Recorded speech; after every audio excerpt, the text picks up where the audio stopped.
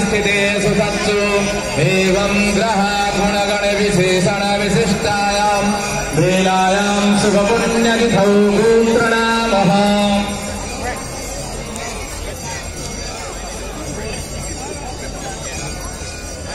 तस्य गोत्रोत्पन्नस्य बेनारस दशाश्वमेध घाटे आरती दर्शन श्रुते स्मृते पुराणोक्त वेदोक्त शास्त्रोक्त फलप्राप्त्यर्थम कायिक वाचिक मानसिक संसारिक सांसार्गिक ज्ञात अज्ञात सर्वदोष पापशमनार्थम शरीरे आरोग्यदा प्राप्त्यर्थम मनसे इच्छिता सकलकामनायाः संसिद्ध्यर्थं च अद्य दिने नवब्राह्मणद्वारा मातेश्वरी गङ्गादेवी पूजनम् महं करिष्ये।